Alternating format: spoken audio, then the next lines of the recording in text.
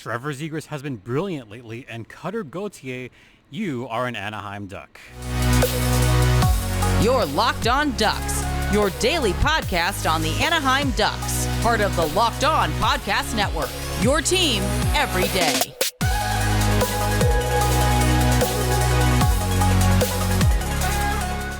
Welcome to Locked On Anaheim Ducks, part of the Locked On Podcast Network. I'm your host, Jason J.D. Hernandez. I've been covering hockey for over a decade, currently also the public address announcer for the Coachella Valley Firebirds, and today's episode is brought to you by Game Time, or the Game Time app. Download Game Time now and create an account. Use code LOCKEDONNHL for $20 off your first purchase at Game Time. So we've got a lot to get to. Haven't been around the last couple of days. Apologies for that. But we've had no games since Saturday. The Ducks have been on an extended break, and I even mentioned this last week. You know, what's the purpose of this long break at the end of the season when they play on Friday, Saturday, and then have a long layoff, and then there's one game left, and that's it? What's the point of that? And thus, we are here on Wednesday, and we're going to talk about Gauthier later, but at first, I do want to talk about Trevor Zegras, and I do want to talk about this because I think it's important for fans across the league to realize that he is not just a one-dimensional player, that he has made market improvements through the latter part of the season, and he has made improvements as far as, you know, getting pucks towards the net, as far as finding the right areas, as far as being a little bit more responsible defensively. This, despite the fact that it was allegedly reported that Trevor Zegras was benched as early as last week, which is not the case. In fact, Trevor Zegras has been battling injury pretty much all season. And as recently as 2 weeks ago, Trevor Zegras only missed one shift, and people were panicking because he missed one shift. Look, it was at the end of a game. It was garbage time, and there was just some shifting of lines going on because there was special teams going on. No, okay. It's one shift. Nothing to panic about. In fact, Z has been very good over the last few weeks, and I'll just go over this really quickly. He's got a 4-game point streak. In those last 4 games, he's got 5 points, 2 goals, 3 apples. One of those coming in a shootout loss to the Blues, another one coming to a victory against the Los Angeles Kings, which they are kind of glad about. I'll talk about that in a second. But since March 31st, he has been averaging a point a game. In his last 7 games, he has gotten 7 points, 2 goals, 5 assists. And the last goal at Staples Center was one that went just bar and in, so he has looked very good lately. But something that we do not talk about is his defensive game. And by that, I mean looking at his defensive metrics on sites like Hockey Stat Cards, where you see that he is not on the ice very frequently for a lot of goals against. It's not something that's very good. Even the impact cards that he himself has had has improved over the season and has improved since he has returned from injury. And I think that's important to talk about. Look, he's missed 50 games this season. Any player that misses that many games, they're going to be affected and they're going to have some trouble. In fact, he's only played 30 games. So in fact, he has missed a total of 51 games due to injury this season. He is expected to play tomorrow night at Vegas. And just going over the card from the last game, he was one of the few players that had a positive score. The only other ones that had a positive score were Cam Fowler. Hey, look at that. Fowler had a good game. And also Olin Zellweger. Zels has been terrific for Anaheim all season long. He was good in San Diego all season long. He's been one of the better young players in their prospect pool all season. But Z has just been fine. An average game score of .46, also very good. Let's look at his last 7 games, and in particular, I do want to talk about penalties. He has gotten better at not taking penalties. In fact, he hasn't taken a penalty since March 28th. That has been an improvement. His game scores since March 31st, positive except for one. .72, 2.47, negative .65, 2.53, 1.55, 1.09, 0.46. The offense has picked up. The defense is getting better. He is taking a few more poke checks, still has some lapses, but in general, he has been a little bit more defensively responsible than he was at the start of the season. At times, there are still some moments. Yes, there are.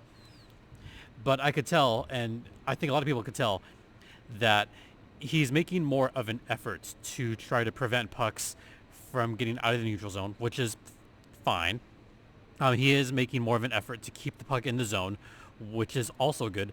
And something else that I also have noticed is when he is on the ice, they have a tendency to stay in the offensive zone, which is why the defensive numbers are kind of what they are. Is you want to try to keep pressing and keep trying to force the action and try to make something happen, which is what happened at Staples last Saturday, is just keeping the puck in the zone and working until they eventually did score a goal. So that has been an improvement as well. And I'm just going to reiterate this once again. Before the injury, he was having some majorly horrible games. He was also taking way too many penalties. He was making some undisciplined plays and also not making some good decisions offensively and defensively.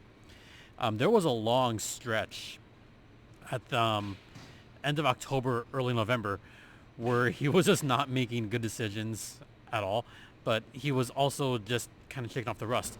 When he did come back around the holidays, he wasn't right. I think a few people could tell that he was not right and he needed to just rest. And now it's game 81, 82, and we're finally seeing what he is capable of. And I know it's too little too late. I get that. But that gives hope for next season. And I think that's what I want to really just get to with this. There's got to be hope for next season. There's got to be the sense of, look, I know he's been hurt. I know most of the team's been hurt. And yes, you can sort of use that as an excuse. But when you consider looking at the metrics of the last 2-3 weeks, you can see what those lines are capable of when they're fully healthy. Especially when you have Leo and Terry together, that line is magical when they're healthy. When you have a healthy Z, that team is significantly better. So just wanted to get that point across. All right, we're going to head to the first intermission and talk just very briefly about the last Kings game on the other side. Now a brief word from the Game Time app. And folks, if you haven't used the Game Time app, what are you waiting for? Because Game Time is where you can get last minute tickets at the lowest prices guaranteed. And they also have a plethora of last minute deals. They have zone deals. They have flash deals. You could have seen the Dodger game for, I think it was like $14. Angels for $6, all in. Prices are super low, and you could also see where you're sitting with the seat views that they have. You could save up to 60% on last minute tickets for sports, concerts, comedy, theater, etc. And you have that all-in pricing, so you can see what you're paying up front with just 2 clicks. Boom, boom, there you go. So take the guesswork out of buying tickets with Game Time. Download the Game Time app, create an account, and use code LOCKEDONNHL for $20 off your first purchase. Terms apply. Again, that's code LOCKEDONNHL for $20 off. Download the Game Time app today. Last minute tickets, lowest price guaranteed. Welcome back to Locked On Anaheim Ducks, part of the Locked On Podcast Network. Once again, you're locked in with Jason JD Hernandez here at Acrisure Arena. And let's talk briefly about that last game that took place a few days ago. It was a while ago. Yeah, it wasn't a fun one, folks. It was one that I think fans would kind of want to forget because it's your crosstown rivals. I get that. And because it was kind of a pointless game for one team and meaningful for another team, because that win that Los Angeles got, that clinched a playoff spot for them. So, okay, I'll give my kudos. Congrats to the Kings. They made the playoffs. Their reward, they're going to play either Edmonton or Vancouver or insert central team here that could kill them. I think it's going to be, it looks like actually, as of this recording, it's going to be the Dallas Stars. Oh boy, good luck to them on that. They might get ousted in the first round if it's Dallas. Vancouver, they have a shot. But Edmonton, no way. And on this one, They got off to kind of a slow start. I think both teams were kind of lying around in the weeds. Anaheim should have led 1-0. They should have led 2-0 in the first period. Was there a little bit of puck luck? Yes, there was. Was there bad luck on the King side? Yes. Was there bad luck on Anaheim side? Also, yes. The Kings got outplayed. They got outplayed in that first period. They looked like they were a little bit rusty, and it showed. And the Ducks had all the momentum. They had the better shots. And it was 0-0 after one period. And looking back, watching that game, because I did watch it, I could tell that Anaheim was playing with kind of a chip on their there was something extra about the way they were playing in that first period, and even the second period until penalties happened. But they looked good. And then the second happened, and then stop me if you've heard this before. Anaheim taking penalties again. And it was that Olin Zellweger penalty on cue on Quentin Byfield that opened the floodgates, and P.L. Dubois scored early on in the power play. And of course, power play goal allowed, 1-0 early on. Then Matt Roy made it 2-0 Anaheim. And even at that point, I could kind of sense, oh, this one's over. Like, the Ducks pretty much gave everything they had to start and just let it go. But the third period, so this one I do want to talk about. I like seeing the young guys together. I like seeing Olin Zellweger out there as much as possible. And he does a good job with Cam Fowler. Like, yes, there are some defensive deficiencies there. Yes, both guys kind of have to make up for each other's mistakes, which happens a lot. But I got to give credit to Olin Zellweger on the offensive end. Like, he was just kind of looking all the way down. And also massive props to Z for picking the spot and going bar and in. It was a perfect shot. And it is that shot that Anaheim's been missing pretty much all season. When you have a weapon like that is gone for 51 games, you're going to suffer. You're going to suffer offensively. So that made it 2-1. And then Fiala towards the end, 3-1 Kings. That's your final score. Ducks on the power play yet again. So I just want to bring this up really fast. Anaheim has one of the worst offenses in the league. Only teams worse than them are the Blackhawks and the Sharks. But of course the Blackhawks and the Sharks are worse. They're way worse this season. The stats show it. Especially the last few games. The Ducks' offensive zone movement has been better. I think that's the other thing. The O-zone movement has been better. There have been more moments where they will get in the offensive zone and they will stay in the offensive zone, but that's really only two lines that have been doing that. Third and fourth lines, that's a different story. But the Z line, the Terry line, has looked better recently. And with one game left, I mean, what are they? They're just playing for pride at this point. They're playing to maybe keep Vegas in that wild card. Who knows? I mean, I don't even know who Vegas wants to play. I mean, no one wants to play Vegas because cap shenanigans. But with that game coming up on Thursday, there's a lot to look forward to. And I think if you're a Ducks fan, there's a whole lot to look forward to with a certain player that is coming in, and I will talk about that after the second intermission. Stay locked in. And now, a word from Monopoly Go. Now, I've been told I'm a pretty competitive person. Okay, I know I'm a competitive person, folks. Well, I have a super competitive side. We all do. And my competitive side is a big fan of Monopoly Go. And I'm sure you've heard of it. It's been downloaded over 150 million times. It's a great twist on Monopoly where you play on not one, but hundreds of Monopoly boards in crazy locations like Istanbul, New York City, build up amazing cities that bring you big money. But the best part is messing with my friends. I can charge them rent on my iconic properties just like classic Monopoly. I can heist their vaults, and the leaderboards show me who the biggest tycoon is. But it's not just my competitive side that loves it. You can team up with friends and people all around the world in timed tournaments to earn huge rewards. So get in the game and join your friends. Download Monopoly Go now free on the App Store or Google Play today. Welcome back to Locked On Anaheim Ducks, part of the Locked On Podcast Network. Once again, you're locked in with Jason JD Hernandez live at Acrisure Arena. And let's talk about the big story. The big story that everyone is definitely talking about, and that is Cutter Gauthier.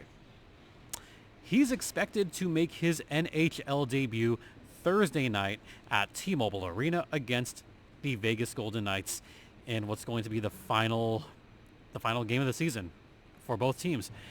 And before I get to Cutter Gauthier, I do want to talk about the standings very quickly because I think this is something that is relevant to this. Right now, most playoff spots are set in stone. Vancouver is top in the Pacific. Dallas is top in the Central. We don't know which team is going to have the number one overall seeding in the West. Winnipeg's going to play Colorado.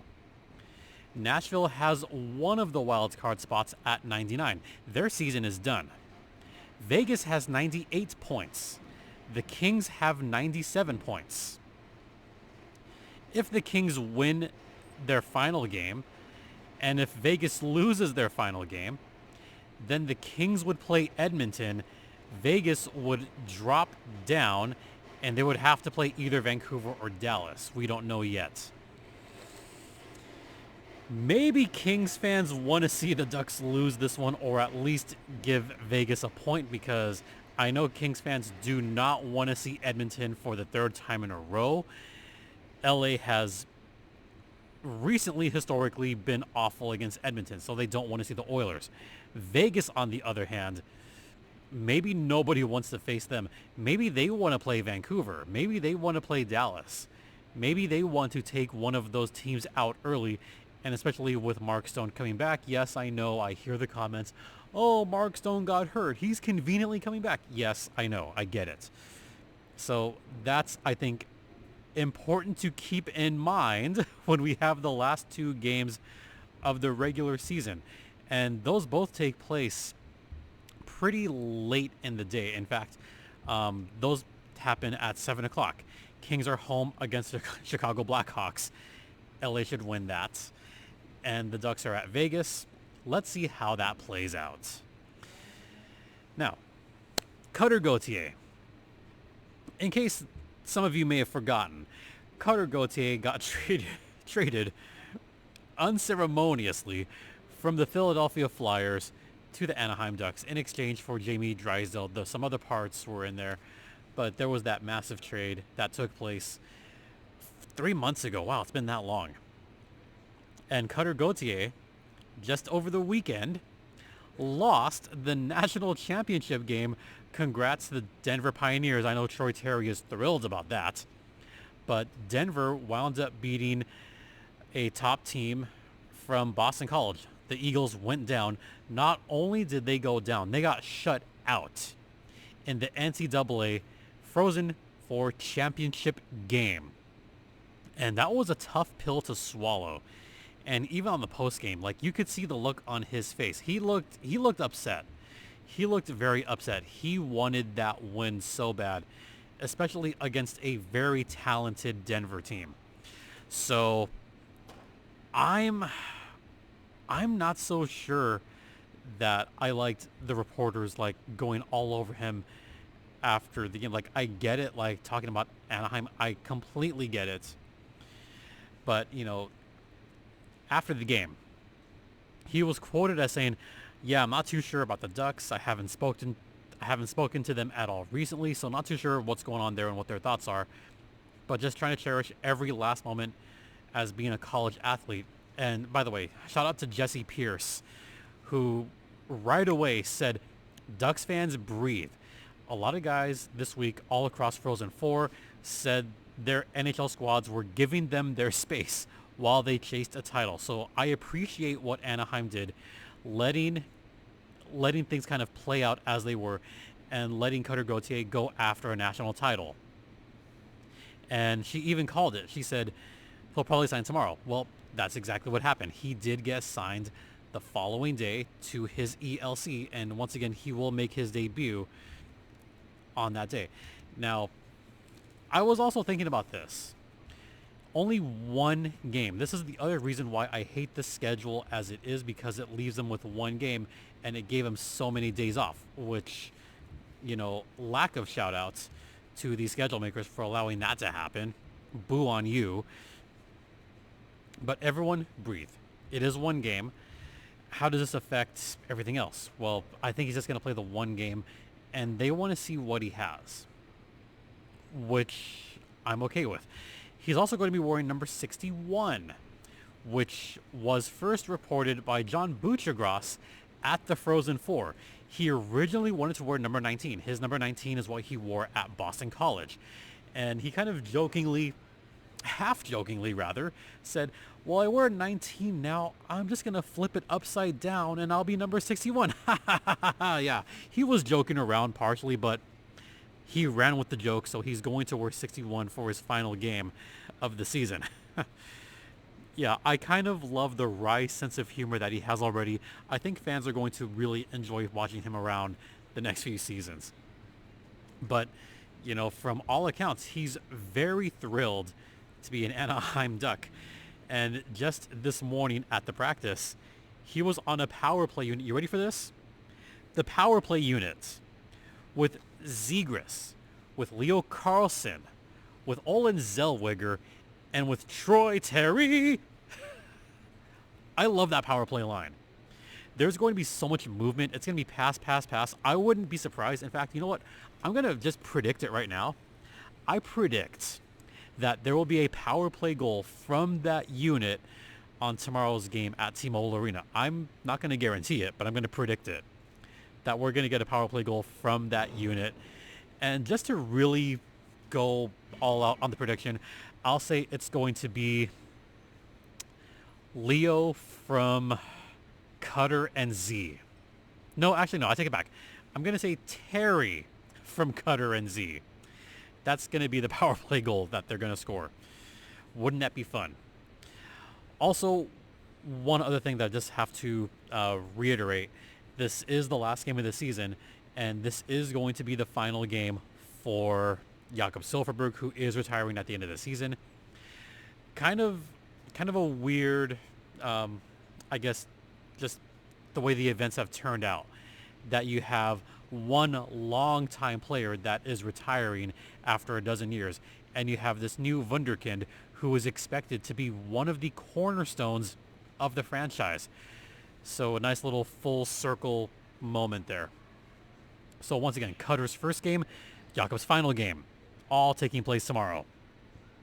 With that, we're just going to wrap it up here. We'll be back later. We will talk about AHL hockey. That'll take place later on.